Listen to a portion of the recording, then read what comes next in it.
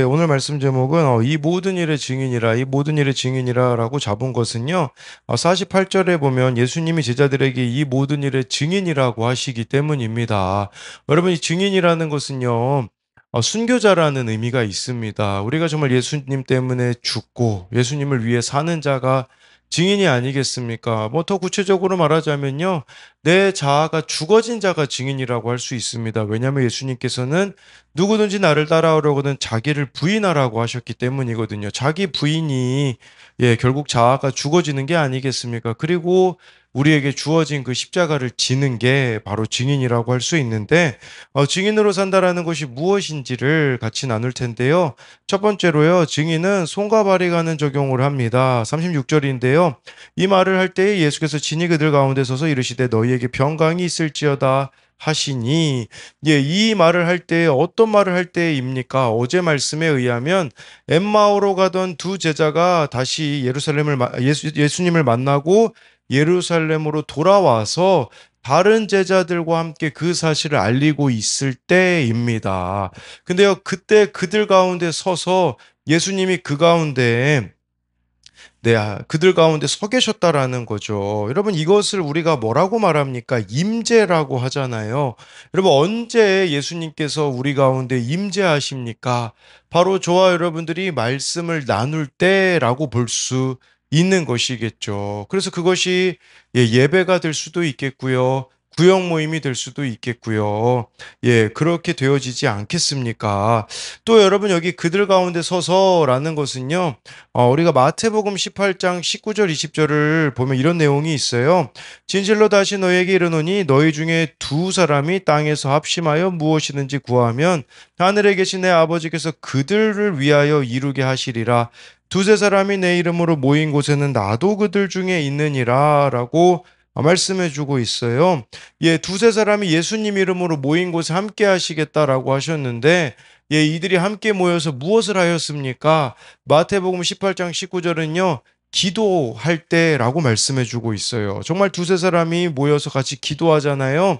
그러면 예수님께서 여기 36절 말씀처럼 그들 가운데 서셔서 우리에게 무엇을 주십니까? 바로 너희에게 평강이 있을지어다 라고 나오기 때문에요. 주님만이 주실 수 있는 평안함으로 우리를 채워 주시겠다라고 약속하시는 거죠. 여러분, 이 이유 때문에 제가 그렇게 학교 안으로 들어가려고 했었습니다. 학교에 기도 모임을 세우려고 했던 이유도 바로 이것입니다. 그 치열한 삶의 현장에서 살아계신 예수님의 이름으로 모일 때 세상이 줄 수 없는 평안함을 경험하게 되는 것이죠.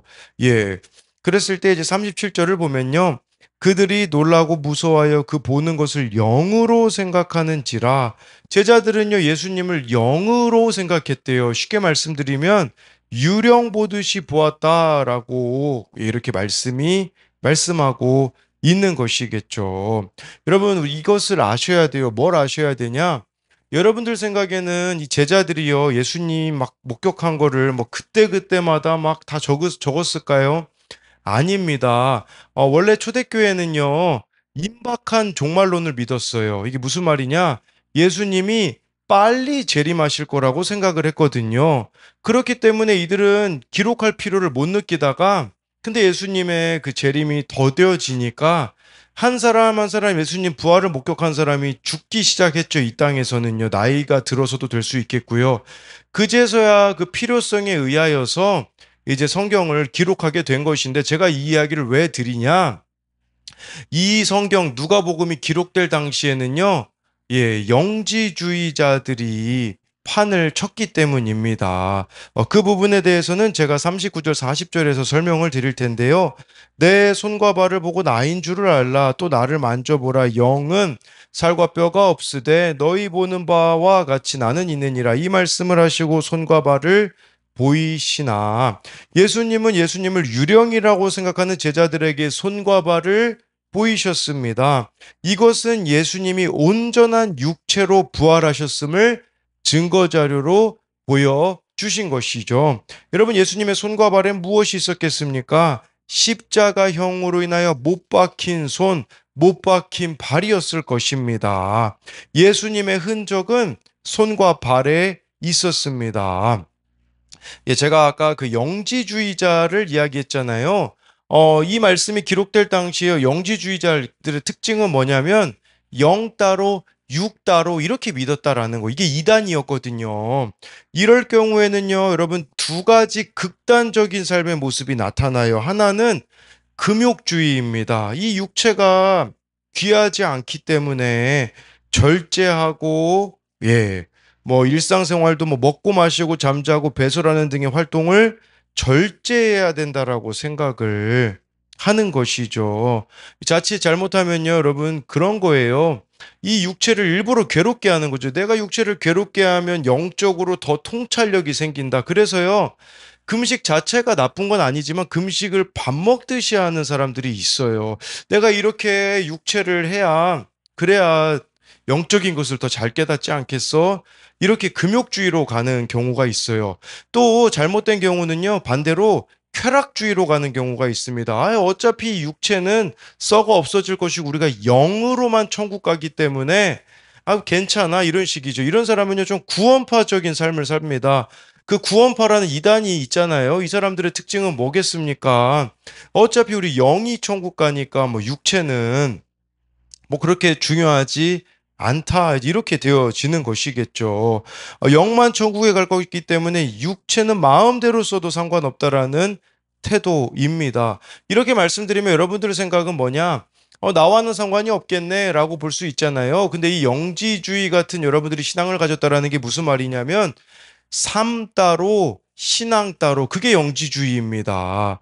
예수님께서 손과 발을 부활의 증거로 보이신 것은 우리가 예수님의 증인으로 살아간다면 여러분들의 손과 발에는 십자가의 흔적이 있어야 된다라는 거예요. 그래서 우리는 이것을 손과 발이 가는 적용이라고 하잖아요. 정말 여러분들이 오늘 말씀을 깨달았다면 손이 하나님을 위해서 쓰여야 되는 것이에요. 그리고 발은요, 가셔야 됩니다. 어딜 가야겠습니까? 내 본성으로는, 내 생각으로는 가고 싶지 않는 그곳을 가는 발걸음이 되어져야 하는 것이겠죠. 이게 바로 손과 발이 부활의 증거라고 할 수 있는 것이 아니겠습니까? 제가 어제 어느 분을 만났는데요. 이분은 오랜 시간 동안 신앙생활을 하셨는데 기도를 하시지 않는다라고 합니다. 그 이유는요, 삶과 신앙이 따로인 모습을 보았기 때문이라고 하더라고요. 즉, 교회 안에 기도만 하고 계시는 분들을 보았기 때문이라고 말씀하셨습니다. 예를 들면요, 자녀가 예수님께 돌아오고 있지 않는데 기도만 하고 있다라는 거죠. 마치 기도 만능주의적인 태도인 것인데 제가 그분에게 이야기 드린 것은요, 기도하시라고, 예, 기도를 하면요, 기도는요, 십자가를 잘 지기 위해서 하는 거라고 이야기를 드렸습니다. 여러분들이요, 이 말씀에 의지하여 기도하잖아요. 그러면 이런 생각을 하나님이 주실 거예요. 이 손과 발이 내가 오늘 어디에 쓰여야 될지를 가르쳐 주실 것이기 때문인 거죠. 그런데 사람들은 막 기복적으로 기도하죠. 그냥 내 야망을 위하여서 나의 원함만을 위하여 그게 아니라 여러분 기도는요. 예, 십자가를 잘 지기 위하여 오늘 내 삶의 손과 발을 어디에 써야 될까 우리는 모르기 때문에 기도로 물어보아야 되는 것입니다. 그러면요. 정말 하나님이요. 창조적인 생각을 주세요. 이거는 내 생각으로부터 나올 수 없는 건데 라고 생각이 되어지는 그런 지점들이 있는 것이죠. 41절부터 43절을 보면요. 그들이 너무 기쁨으로 아직도 믿지 못하고 놀랍게 여길 때에 이르시되 여기 무슨 먹을 것이 있느냐 하시니 이에 구운 생선 한 토막을 드리니 받으사 그 앞에서 잡수시더라. 예, 손과 발이 1차적인 예수님의 육체의 부활을 보여주는 증거 자료라면 2차 증거 자료는 뭐냐면 예수님이요 먹을 것이 있느냐 하면서 구운 생선 한 토막을 드신 것은요 육체의 몸으로 부활하셨다라는 것을 보여주시기 위함이라는 것이겠죠. 그러니까 영 따로 육 따로가 아니라는 거예요. 여러분 그걸 이원론이라고 하거든요. 여러분 우리는요 이원론입니다. 이원론. 그러니까 삶과 신앙이 일치하는 그런 믿음을 가져야 되는 것이겠죠. 그러니까 예수님은 영으로만 부활하신 게 아니라 육체로도 부활하셨다라는 거죠. 또 요한복음 같은 데 보면요. 이 구운 생선을 또 제자들에게 나눠주시기도 하거든요. 이게 어떤 의미가 있겠습니까? 이 구운 생선 한 토막이 제자들에게는요. 이것은 1차적으로는 예수님의 몸이 다시 살아나신 것을 의미한다고 말씀드렸고요. 동시에 2차적인 의미는 뭐냐면 이 구운 생선은 제자들이 주님과 함께 보낸 공생애를 기억하는 촉매제가 되었을 것이에요. 이게 촉매 역할이라고 볼 수 있어요. 그런 의미로 보자면요. 저와 여러분들에게도요. 매일의 삶 가운데 예수님을 기억하는 촉매 역할을 하는 것이 있어야 됩니다. 그게 무엇이겠습니까? 바로 예수님과 일상에서 이렇게 말씀과 기도로 동행하는 그 하루하루라고 볼 수가 있는 것이죠. 그래서 여러분들이 어떤 일이 있을 때요, 저는 그랬으면 좋겠어요. 아, 오늘 말씀에서 뭐라고 했지? 라는 그 촉매 역할이 오늘 주시는 이 큐티 말씀이 또 되어질 수 있지 않겠습니까? 그래서 이것에 대한 적용 질문은요. 예수님 이름으로 모였을 때에 평강을 누렸던 경험이 있습니까? 정말 여러분들이 공동체적으로 말씀을 나누고 또는 아까 같이 기도할 때에 주님이 주시는 그 평안을 경험한 적이 있는가를 묻는 것이고요. 또 한 가지는요. 나는 신앙과 삶이 일치하고 있습니까? 아까 제가 이것은 그 당시 이단 영지주의에 대한 부분을 설명드렸잖아요. 영 따로 육 따로가 아니라는 거죠. 오늘 내가 증인으로서 해야 하는 손과 발이 가는 적용은 무엇입니까? 예수님이 못 박히셨던 손과 발을 보여주셨던 것처럼 저와 여러분들 또한 이 손과 발에 예수님의 흔적을 가지고 있느냐라는 것이죠. 이 손과 발이 예수님을 위해 쓰여지고 있는가를 묻는 겁니다. 두 번째로요, 증인은 성경과 성령으로 살아갑니다. 44, 45절인데요. 또 이르시되 내가 너희와 함께 있을 때에 너에게 말한 바 곧 모세의 율법과 선지자의 글과 시편에 나를 가리켜 기록된 모든 것이 이루어져야 하리라 한 말이 이것이라 하시고 이에 그들의 마음을 열어 성경을 깨닫게 하시고 44절에 예수님이 제자들에게 모세의 율법, 이것은요, 여러분, 모세오경, 창세기, 출애굽기, 레위기, 민수기, 신명기를 가리키겠죠. 뭐, 선지자의 글은 여러 가지 있죠. 구약 성경에. 뭐, 여러 가지, 뭐, 이사야, 뭐, 예레미야 등등.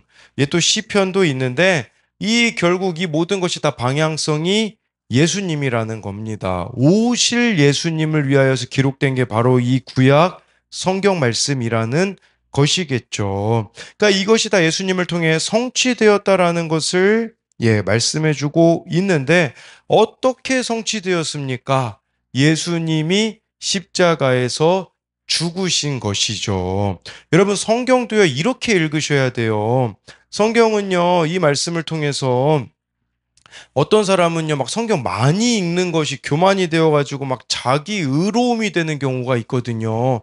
여러분, 성경을 많이 읽었다라는 것, 성경을 제대로 읽는다라는 것은 무엇이겠습니까? 방향이 십자가여야 됩니다. 그러니까 정말 내가 죽어지는 삶이 되어져야 되는 것이죠. 예수님이 고난과 부활로 성취하셨기 때문에 우리 또한 그러한 방향으로 나아가야 되지 않겠습니까? 45절에 그들의 마음을 열어 성경을 예수님이 깨닫게 하셨다라는 거죠.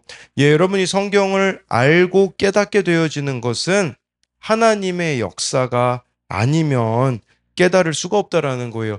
똑똑한 사람이라고 많이 깨달을까요? 아닙니다. 주님이 마음을 열어주셔야지만 우리는 이 성경을 깨달을 수가 있는 것이겠죠. 그런데 이 성경을 깨닫게 하시는 그 통로가 성령이라고 볼 수 있거든요. 성령을 통해서 우리가 성경을 깨닫게 되어지는데 46절부터 48절에 보면요. 또 이르시되 이같이 그리스도가 고난을 받고 제3일에 죽은 자 가운데서 살아날 것과 또 그의 이름으로 죄사함을 받게 하는 회개가 예루살렘에서 시작하여 모든 족속에게 전파될 것이 기록되었으니 너희는 이 모든 일에 증인이라. 말씀을 깨닫게 하는 성령의 역사 없이는 우리 아무도 증인이 될 수가 없거든요. 쉽게 말씀드리면 여러분 이 말씀은 이렇게 보시면 돼요. 46절은 이런 의미죠. 성령의 도우심 없이는 우리는 십자가를 질 수 없다. 이렇게 보시면 돼요. 47절은요, 이런 의미죠. 성령의 도우심 없이는 회개할 수 없다. 라고 보실 수 있겠죠. 또 47절 후반절에 모든 족속에게 전파될 것이 기록되었으니 너희는 이 모든 일의 증인이라는 것은 성령의 도우심 없이는 복음을 전하는 증인으로 살 수 없다라는 거예요. 제가 갑자기 그냥 성령을 이야기하는 게 아니라 49절에 성령이 나와 있기 때문입니다. 볼지어다 내가 내 아버지께서 약속하신 것을 너희에게 보내리니 너희는 위로부터 능력으로 입혀질 때까지 이 성에 머물라 하시니라. 위로부터 능력이 임한다라는 것은요, 성령이 부어질 것을 말씀해주고 있기 때문인 것이죠. 여러분, 누가복음하고 사도행전은 누가가 기록을 했거든요. 이 성령의 역사는 이제 여러분들이 사도행전이라는 성경을 읽어보시면 어떻게 성령께서 증인으로 살아가게 하셨는지가 나타나 있습니다. 여러분, 그런데 여기서요, 여러분들을 불편하게 하는 말씀이 한 가지 있습니다. 그게 무엇입니까? 성령으로 입혀질 때까지 이 성에 머물라고 합니다. 이 성이 어디입니까? 예루살렘인 것이죠. 예루살렘을 떠나지 말라고 합니다. 여러분들에게 예루살렘은 어딜까요? 떠나고 싶은 그곳이 예루살렘입니다. 가정이 너무 힘드십니까? 거기가 예루살렘인 것이에요. 여러분들의 삶의 힘든 자리, 거기가 바로 예루살렘이죠. 왜냐하면 여러분 제자들은요, 예루살렘에는요, 예수님이 십자가에 못 박히신 곳이 아닙니까?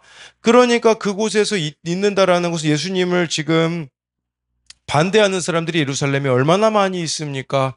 거기 있어야 된다라는 거예요. 전 이런 의미로 다가오더라고요. 거기니까 더 간절하게 성령을 구할 수 있지 않겠습니까? 여러분 생각에는요, 가정 피하고 싶잖아요. 너무 어려운 문제가 있으면. 근데요, 그렇게 어렵기 때문에 우리는 성령을 구할 수밖에 없는 것이죠. 그러니까 여러분들에게 어려운 장소는요, 회피하는 곳이 아니라 성령의 도우심을 구해야 되는 장소라는 거죠. 여러분, 어제 말씀에 두 제자가요, 엠마오로 갔잖아요. 엠마오가요, 참 재미난 의미가 있더라고요. 엠마오라는 그 이름의 뜻이 뭐냐? 따뜻한 물, 온천이라는 뜻이 있어요. 온천. 여러분, 그런 의미로 보면요, 저와 여러분들은요, 엠마오로 가고 싶을지 모릅니다. 내 삶이 너무 힘드니까, 우리 그냥 좀 쉬자, 힐링하자, 뭐 여행 가자. 그게 여러분들에게는 엠마오일 수 있어요. 내 마음을 힘들게 하니까 회피하는 장소가 엠마오일 수 있거든요. 근데 예수님이 엠마오로 가는 그 두 제자를 붙잡지 않으십니까? 그 붙잡은 걸 우리는 보지 않습니까? 도망가지 말라는 거죠. 회피하지 말라는 거죠. 내가 인간적으로 편안함을 느낄 수 있는 그곳으로 가지 말라고 예수님이 말씀하시는 것이 어제 말씀이 아니었겠습니까? 그렇게 여러분 예루살렘에 머무셔야 됩니다. 저도 그런 생각이 드는 거죠. 코로나 때 제가 청소년 사역이 망하지 않았습니까? 저도 엠마오로 가고 싶었습니다. 다른 교회에서 요청이 들어왔고, 네. 근데 제가 지금 와서 깨닫는 게 뭡니까? 저의 예루살렘을 잘 지켰기 때문에 구속사를 깨닫게 되어지고, 그 가운데 제 안에 거짓된 것들을 성령을 통해서 발견하게 되어지고, 지금은, 이곳에 있는 것을 너무 잘했다라는 생각을 하게 되어지는 것이죠. 성령이 임하는 곳이 바로 예루살렘이기 때문에, 정말 저와 여러분들이요, 예루살렘에서 성령이 임함으로써 증인으로 살아가는 우리들이 되었으면 좋겠습니다. 그래서 이것에 대한 두 가지 적용 질문은요. 예수님의 증인으로서 지금 내가 복음을 전해야 할 사람은 누구입니까? 이 증인이라는 게 순교자, 정말 우리 자신을 내어줌으로써 복음을 전해야 할 사람이 누군지를 묻는 것이고요. 또 한 가지는요, 성령 충만을 받기 위해 내가 머물러 기다려야 할 예루살렘 성은 어디입니까? 정말 여러분들이 도망치고 싶은 그 삶의 자리가 예루살렘이거든요. 그곳을 당장 떠나고 싶어 하진 않습니까? 여러분, 하나님은 속지 않으세요. 그렇기 때문에 여러분들이 회피하지 마시고 회개하는, 예루살렘에서 회개하는 그 성령의 역사가 일어나기를 소망합니다. 기도하겠습니다. 살아계신 하나님, 오늘 말씀에 예수님께서 그들 가운데 서셨습니다. 언제 서셨습니까? 정말 제자들이 말씀을 나눌 때에 그곳에 서신 것을 봅니다. 그렇게 우리가 말씀의 자리에 있기 원합니다. 뿐만 아니라 주의 이름으로 두세 사람이 모인 곳에 정말 그렇게 모여 기도하는 자리 가운데 예수님이 임재하시는데, 그렇게 주님이 임재하시면 평강이 임하게 되어질 것이라고 말씀하기에 말씀의 자리, 기도의 자리를 사모하는 우리들이 되게 하여 주옵소서. 뿐만 아니라 예수님이 제자들에게 손과 발을 부활의 증거로 보이셨습니다. 0따로 6따로가 아니라고 하십니다. 정말 우리는 일원론입니다. 3따로 신앙 따로가 아니라 이것이 일치해야 되는데, 정말 십자가의 흔적으로 손과 발을 예수님이 보여주신 것처럼 예수님을 위해 나의 손과 발을 쓰는, 그리하여 나의 손과 발에 예수님의 십자가의 흔적이 남는 자들이 되어지게 하여 주옵소서. 뿐만 아니라 성령이 아니고서는 성경을 깨달을 수 없습니다. 성령이 아니고서는 우리는 십자가를 질 수 없고, 성령이 아니고서는 회개할 수가 없습니다. 그런데 이 성령을 받기 위해서 우리가 있어야 될 곳은 예루살렘 성입니다. 근데 우리는 너무 힘들다고 그냥 엠마오로 가고 싶어 합니다. 그냥 내 마음을 편안하게 해주는 회피 장소로 가고 싶어 하는데, 그곳에 가는 것이 아니라 정말 직면하고 싶지 않고 어려운 자리인 예루살렘 성에서 성령의 도우심을 구함으로 나아갈 때에 성령께서 깨닫게 하여 주사, 내가 지금 머물고 있는 이 곳이 나의 구원을 위하여서 필요한 곳이었음을 깨닫게 되어지는 은혜의 역사가 이루어지게 하여 주옵소서. 그리하여 오늘 하루도 증인으로 잘 살아내는 우리들이 되게 하여 주실 것을 믿으며 살아계신 예수님 이름으로 기도드립니다. 아멘.